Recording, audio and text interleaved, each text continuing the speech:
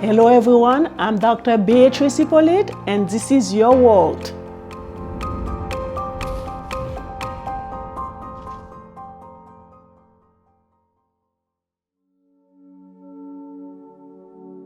Hello everyone, today on the show we have with us a very special guest, my friend. Look at you, Andrew Charles.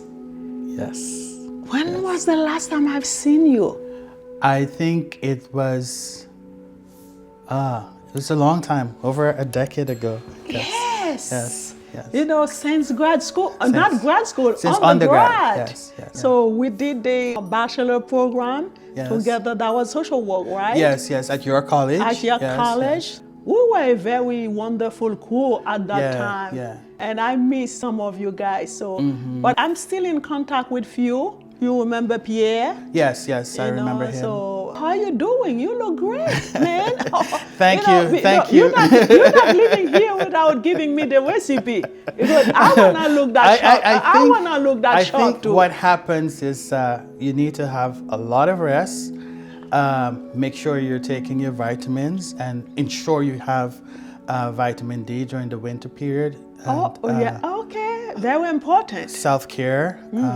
I am a big component of self-care and rest. And of course, you have to take care of your body. I like to dress well. I like to be respectful in the way in which I present myself to my patients and the public. And I guess that's what you're seeing Okay. right now. Yeah. But this month, it's Social Work Month. So, so what should I say?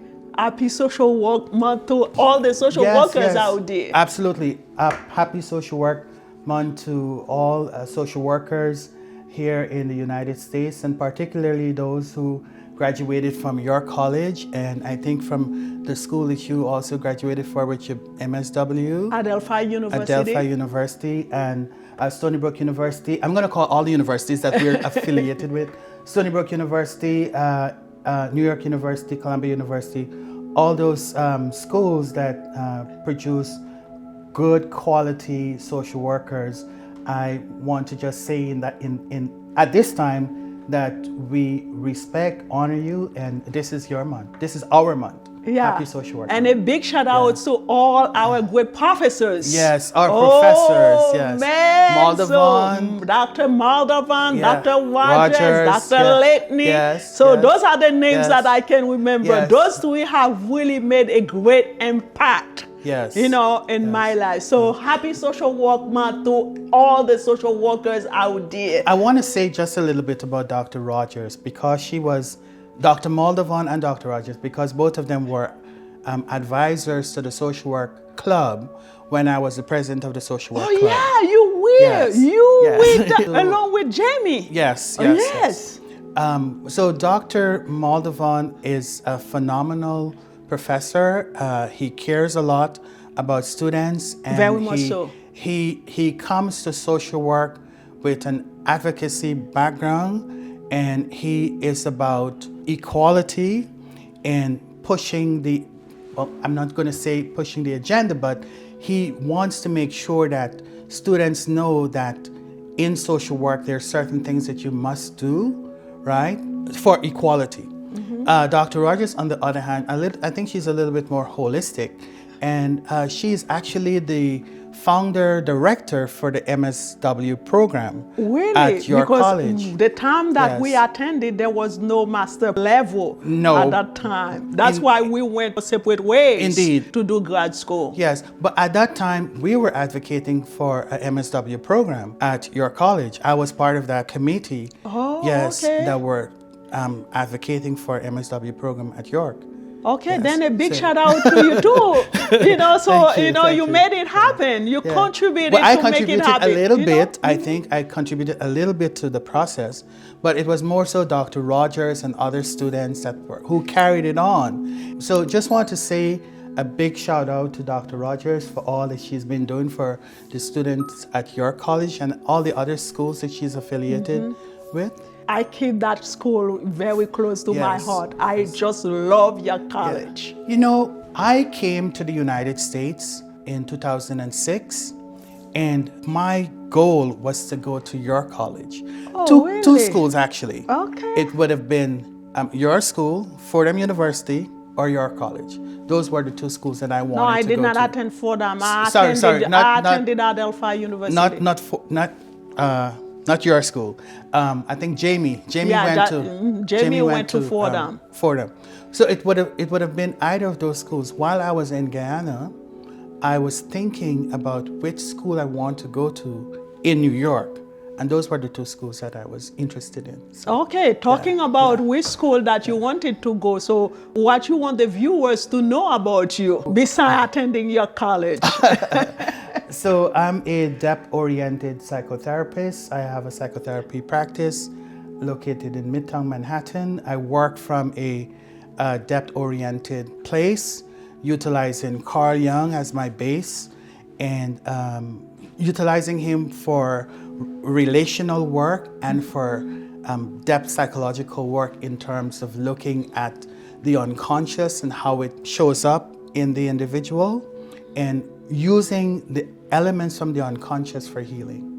Yes. Okay, very interesting. So what we're gonna talk about? Okay, I think today you wanted us to talk a little bit about depth psychology, shame and masculine aggression, male aggression, and I'll try my best to answer the questions that you posed to me and to give you a little bit information about depth psychology first, and then we can... So if you were to give us a brief description about depth psychology, what that would be? Yes. So depth psychology was developed by Sigmund Freud, Carl Jung, primarily Carl Jung, Sigmund Freud, and Alfred Adler. Mm-hmm. And it's a psychology that based on the objective reality of the psyche, in the sense that we look to the psyche for guidance. And also we look to what's occurring at the unconscious level, both on the individual level and the collective level. What's happening unconsciously that is informing behaviors. Negative behaviors that require first consciousness and then perhaps integration, right, and transformation. Yes, okay. Because not everything that we discover from the unconscious require integration. Mm-hmm. Yes. So depth psychology, I've seen that it's very important. Yeah. So I'm gonna briefly read like the prevalence, about it. So the prevalence, it says like 62% of psychologists in the US use psychodynamic therapy in a form of depth psychotherapy. And it's come to realize that it's very effective. Yes. In terms of the effectiveness, they say study shows that depth psychotherapy can lead to significant improvement in symptoms of anxiety and depression between 60 and 65%. Client engagement. Clients who receive depth psychotherapy report higher satisfaction rates between 75 to 85% compared to other forms of therapy. Why so? Well, depth psychology is not simple, but the simple fact is depth psychology wants to get to the root of the problem, and also we want to make sure that the individual is stabilized, contained, and they have the necessary skills and abilities to address the issues, right? So it's not about putting a Band-Aid on the problem. It's not about thinking the problem away, right? There are ways in which... So you want to dig very deep. We want to get to the root with the individual. And it requires a certain degree of strength, right? And constitution, psychological constitution to be in that depth psychological space is not a quick fix. Basically, it's not like I'm having a fever and all you try to do is to put cold towel on my forehead or my stomach. No. So you're gonna dig to go to the root of what caused me to have fever. Yes. Okay. And the process is like this. The depth psychological process involves a number of things. And it's not that we go to the depths just like that. We take time to get there. So the first step is to build rapport with the patient, right? And then during that time, we move to the next step, which is confession. We cannot heal what we don't know. We cannot correct what we are avoiding. So the confession component of depth psychology requires truth telling. And so we have the rapport building, you have confession, you have education, where you're educating the patient about the problem and so on. Then you have integration, where you're integrating those parts that patients wants to avoid, deny, reject, project onto other people. And then the fourth part is transformation, where the individual is becoming whole, right? It's as if they're able to collect those parts of themselves that were split off, either consciously or unconsciously. So now they're able to collect those parts, assemble it, right? And they're more whole. And that's why depth psychology is more long-lasting in terms of the way in which patients benefit from depth psychology. So again, we have to remember that it's not a 1, 2, 3 quick fix. It's not that. It requires time. It requires dedication. And for some people, they don't have the time, so they cannot dedicate. It also requires a lot of patience. It requires, as I said, that emotional strength and constitution. You have to be a hero in your own life, right? To want to fix the problem, to want to become whole, right? But for some people, they're not able to do so. And for those people, I may treat them, yes, but we get to a point where we address the symptoms and they feel good, but they're not ready to go down to the depths, and that's fine. They may leave, and then when they're ready, they may come back, and then we look at what's happening. Now, there are certain features or elements of depth psychology that is critical for the work. And that is in terms of Jungian psychology, that is dream analysis. Dream analysis is one of the most important features of the work that I do with patients. Because what we know in terms of the objective reality of the psyche is that the psyche communicates to us in dreams, images, messages, poetry, dance, and so forth. And the psyche is able to tell us the truth, to bypass the ego, and to give us the truth that the ego is not able to cover up. And the psyche is not only internal. And yes, and the psyche is not internal. It's not just something that lives inside the individual brain. It's also in the body, and it's also external. It's externalized in the culture. It's externalized in the way in which we, in politics.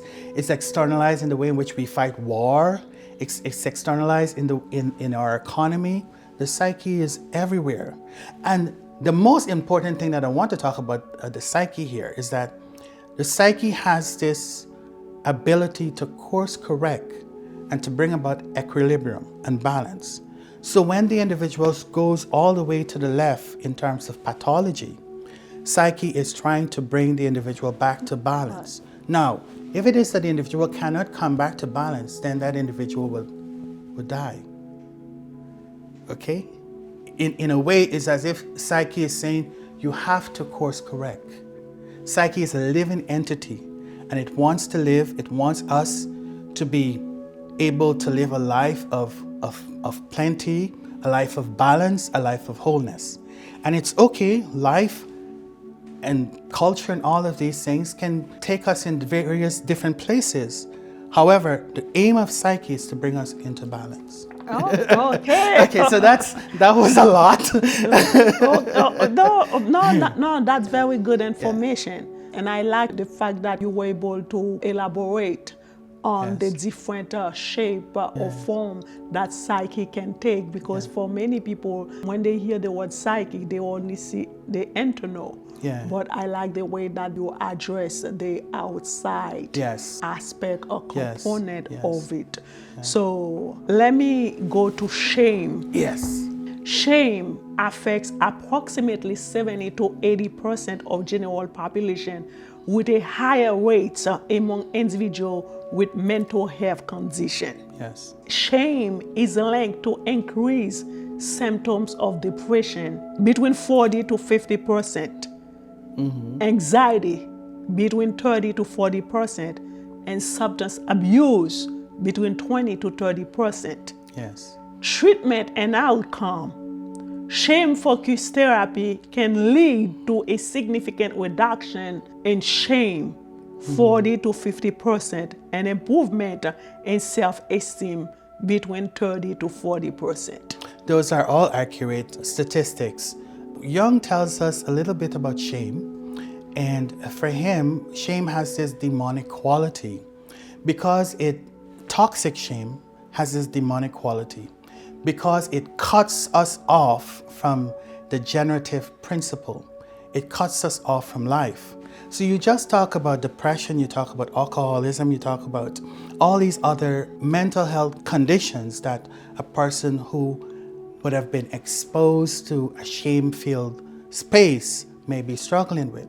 So let's talk a little bit more about shame. So there are two types of shame. There's healthy shame, and then there's toxic shame.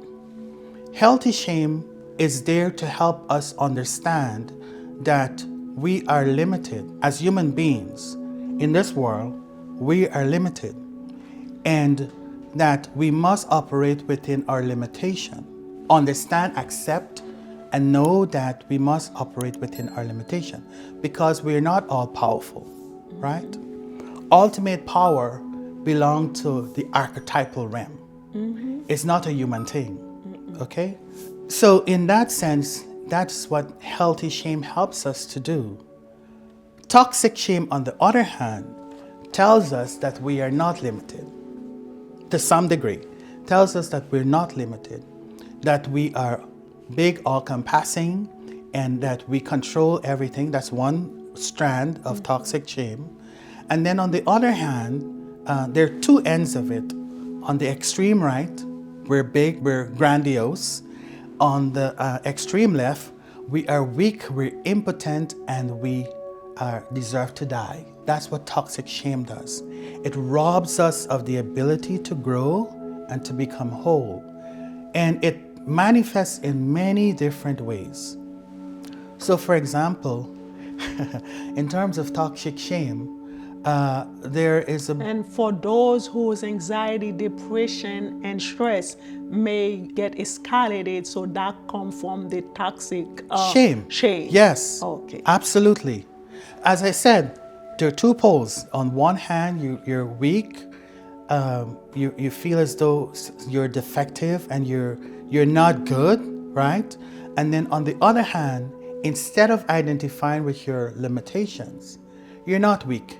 You're strong. You're grandiose. You can do anything and everything. But behind that, there is a shame that you're covering with your grandiosity, right? And on the other hand, the person who is weak, who is defective, what they're doing, they're covering their shame because they're hiding, right?